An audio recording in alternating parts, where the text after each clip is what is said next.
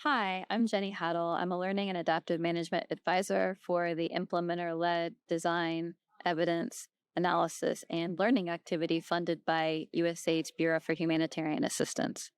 IDEAL worked with CLA and MEL professionals to design and create and test an activity learning cycle toolkit. In this introductory video, I'd like to share the toolkit with you and give you some guidance on how you might be able to adapt those tools for your own context. I'd like to emphasize that this is a starting point for you to work with your activity. The two main tools are a PowerPoint and an Excel file. The PowerPoint is really a collaborative tool for you to work with your team to analyze your learning cycle and hopefully improve your learning cycle. The Excel file is meant to be a planning and tracking document. So you can plan for your learning activities and you can also track the learning and adaptive management decisions that come from your learning activities.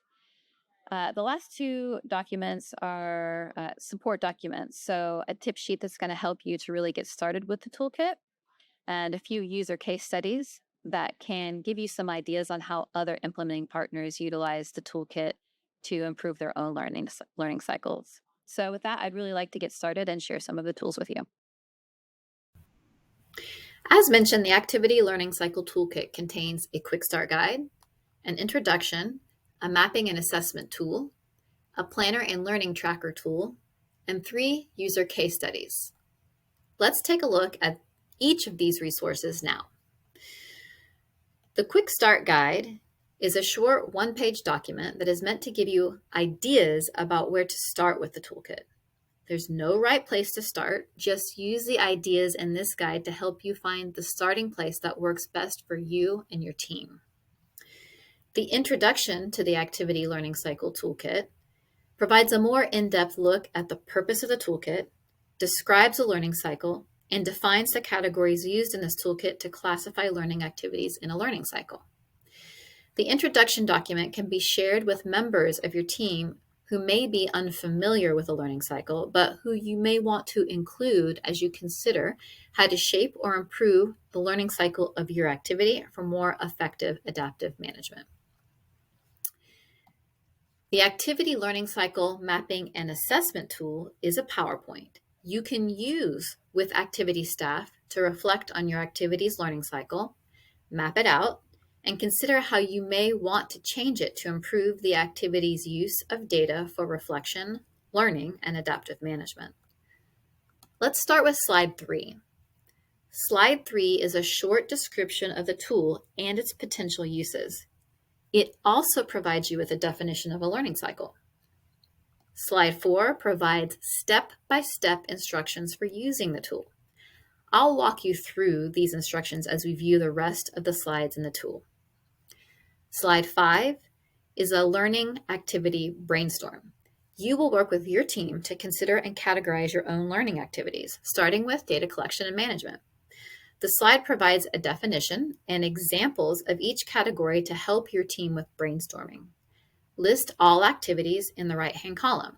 So for instance, your team may start talking about data collection and management, and somebody suggests context monitoring as one of the activities that your team does for data collection and management.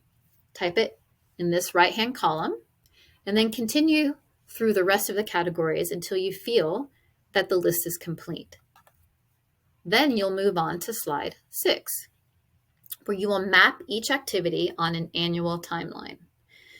So, for instance, you can take the example of context monitoring that was offered in the previous slide. This is done on a monthly basis, so you'd want to add it to January. And then use this line, this long black line here, to indicate that this is something that happens on a monthly basis. This line is movable, so you can see it moves here. You can also copy and paste this line for other activities that may be done on a monthly basis. Or perhaps you conduct an annual theory of change review. So you'd want to find the appropriate month. Let's say June is when your team does the annual TOC review. and then just type it into the appropriate column. If you need more room for activities on your map, say for instance you have a lot of data collection and management activities, skip down to slides 9, 10, and 11. This allows one slide for each category, so that way, in case you have a larger activity that has many learning activities that need to be included in the learning cycle, you have a little extra space to map out those activities.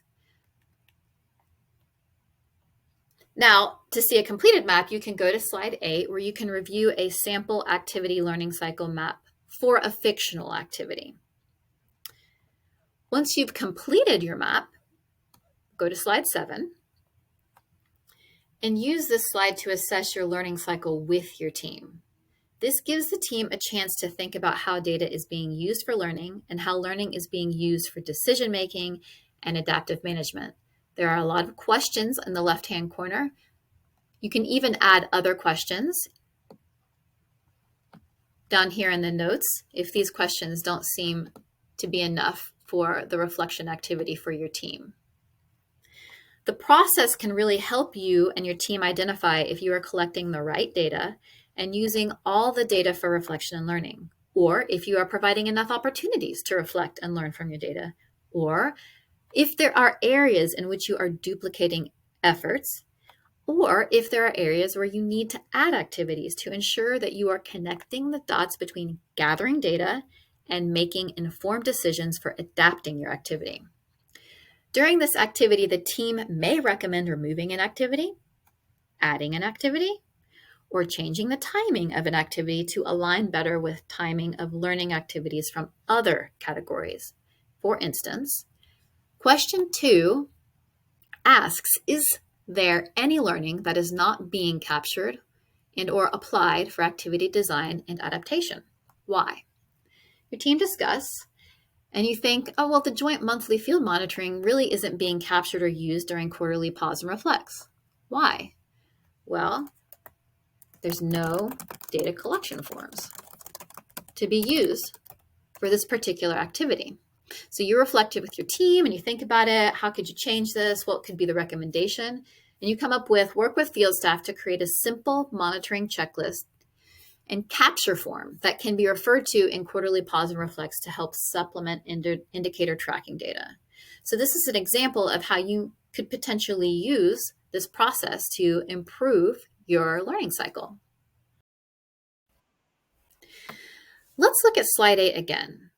In this slide, you can see most learning activities revolve around data capture and management. This team may look at this map and realize they're only reflecting on their data once a year during the annual pause and reflect, and only adapting programming once a year during annual work planning. After discussion, they decide they want to add in quarterly P&Rs to be more responsive to information being received through context and performance monitoring. So they would look at the data analysis, reflection, and learning capture category and add quarterly pause and reflects into the months that make the most sense for their team cycle. Additionally, they may leverage learning from the quarterly P&R by adding in an activity in which they review and adapt work plans by sector. That would go here in the activity design, planning, and adaptation category in a way that aligns with the quarterly pause and reflects. After completing the mapping and assessment activity, which is this PowerPoint activity, you can go back to the first slide and delete it. Then go to the second slide, which will become your first slide, and add in your activities logo here. You now have a record of your team's reflection and a visual map of your activities learning cycle. The last tool is the Activity Learning Cycle Planner and Learning Tracker. The tracker is an Excel spreadsheet with 3 tabs. You can see those here. The first tab, the Introduction, provides information about the Learning Cycle Planner and Learning Tracker and describes how each of them is used. The second tab is the Learning Cycle Planner. The categories in the planner correspond to the activity learning cycle map categories used in the mapping and assessment exercise. So you can see that they are color-coded here to match that map. You can add all your team's learning activities over here in this left-hand column. And then you can answer the guiding questions to think through the details of each activity to ensure that time and resources are allocated for learning activities. Relevant stakeholders are being included, and learning is being captured and used for decision making. An important note is that this sheet is editable and can be adapted to better suit your team's needs. So you can add columns, you can delete columns, you can change the questions, you can also add rows, delete rows. You can translate to be relevant for your local context, either through translating to another language or translating terminology. But please feel free to make this planner useful for you and your team. The last tab is the Learning Tracker. This is also editable, and it's really meant to be a place to record critical learnings from learning and reflection events, and then to track actions and adaptations recommended in response. The information captured in this tab can support critical inflection points and tell the full story of adaptive management for your activity.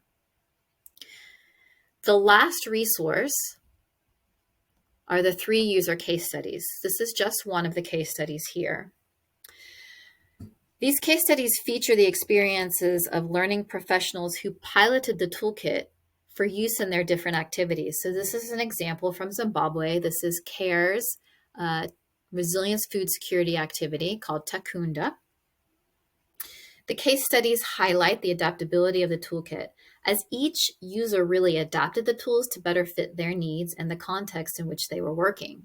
This tells the full story of how they adapted. You can really use these case studies to provide inspiration for how you may want to work with the toolkit. But remember, really, there's not one way to do learning. There's only the way that works for you and your team. So use these case studies, as I said, as inspiration, not as a blueprint for how you may want to use the tools for your own program. Really make sure you reflect on your team's needs and consider how this tool can best help you to address those particular needs.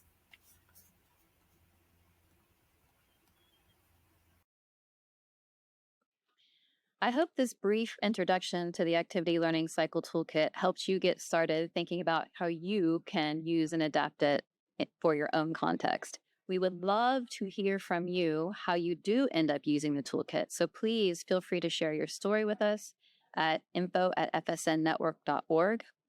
And thank you so much for your time. Happy learning.